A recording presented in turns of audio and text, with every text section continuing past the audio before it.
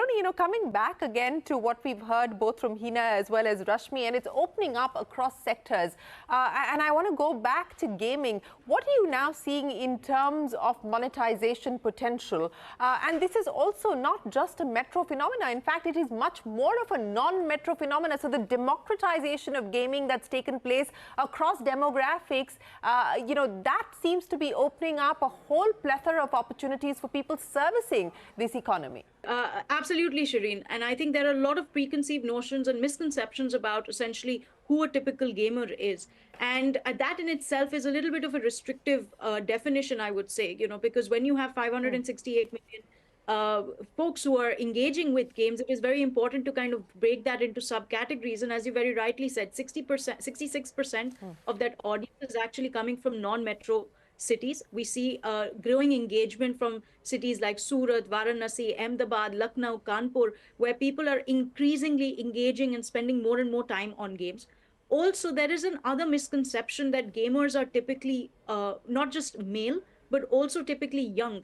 And again, our research shows that 50% of gamers in India are actually within the 18 to 30 age bracket. So it's older audiences with high paying capacity are actually spending on games. And there has been research which was undertaken back in 2017 by KPMG and a large global platform, which pegged the Indian gaming market at 290 million.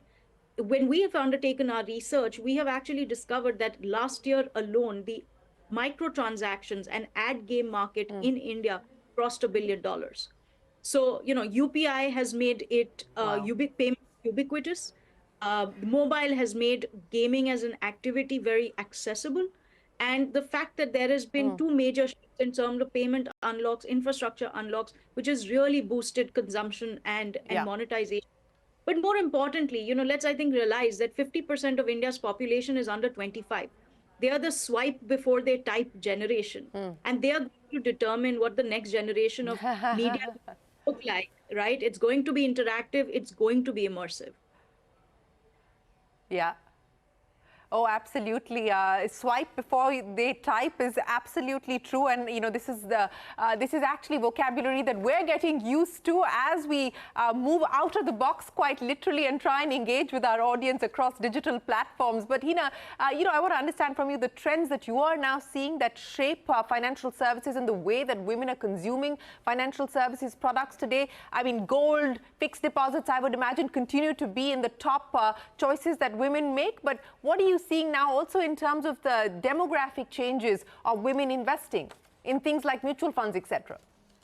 Right. So yeah, absolutely. FDs and gold have been the go-to avenues for investing just because they are considered safe. People have seen their parents, put their money into that. But what we've seen with women, quite contrary to what people may assume on the fact that women are risk averse and prefer, safe investments, etc. We've actually seen that women are more risk aware. So they like to know the details and are willing to take the risks once they know what they're getting into, right? Which is a great trait as an investor. In fact, we see questions in our community like what happens if I put my money in a mutual fund and the fund manager leaves, which I think is a great question that I actually haven't seen being asked anywhere, right? Yeah. So women tend to probe into the details, tend to think more long term, right? There's a book called Warren Buffett Invests Like a Girl, which talks about all the feminine traits that make him such a great investor. And I think we have seen those play out in terms of the behavior on how women decide to make investments. Their financial goals tend to be obviously similar to those of men, but there are also other specific financial goals. We had a career calculator on our app, which people don't tend to assume is a financial event, but it is, right? If I'm suddenly not getting that income for, let's say, a year or two because I choose to take time off for children or elderly care or whatever it may be, that is a financial event in my life, and I want to plan for it, right? So we've also seen some of these more these unique financial goals that women are planning for. But yes, overall, willing to take risks, but not wanting to get into something without knowing the details, the information, to make themselves, comfortable where they're putting their money. You know, it's such a subtle nuance, but such an important one. And Hena, thank you so much for pointing that out, because, you know, you put people into labels, and specifically women get labeled as being risk averse. And it's so important to change that to being risk aware. And I think that is something that we need to start talking about. And that is something that we need to address, just in the way that we address these issues related or linked to women. But Rashmi, you know, given the growth opportunities that you are seeing, take me through what the trajectory looks like for you. What are you factoring in terms of growth? How are you going about planning for the same? Now, if you see in travel, there are a lot of players, but the consumer is consuming through social media before booking a trip. The trend, everything, the style of booking is also changed. So technology is what we are putting in. We recently launched our app on 24th January, where you can book, you know, everything from flights to cab services to experiences. Even you can design your itinerary through AI. And we also come up with women group departures, some of the experiences, which what happened, women who are not looking to travel solo, but as solo, they can join these kind of groups. So right now, we earlier, before COVID, so in COVID, the most affected industry was travel. And we did 4,000 plus trips that time. And now we are looking at almost 10,000 plus trips this year. And since we launched on 24th of January, we already got 1,000 plus downloads on the app.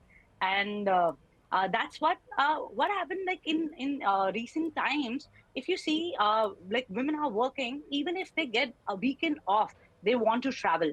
So the style of holiday is also changing. It's for longer. They want to go out, you know, and they can, you know, work from anywhere right now. So women who are working, you know, full time also, they are taking trips for 10 days and some, like, whenever they get time, for weekend trips. So weekend trips also become very popular for women. Even experiences, day-to-day city experiences also picking up. So yes, travel is what is evolving.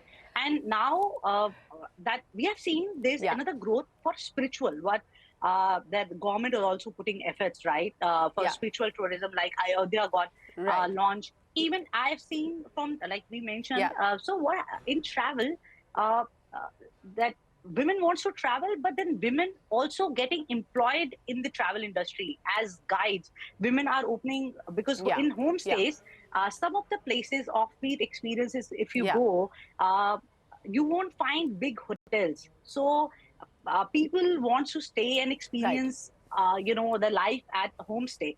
And these are the women who's doing it. So I think travel is creating a lot of impact.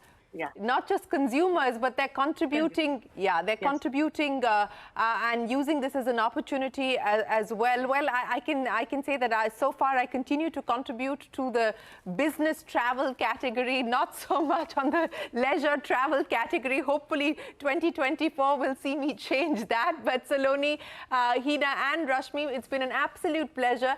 Thanks so much for joining us here on this special edition of Young Turks as we talk about the female economy.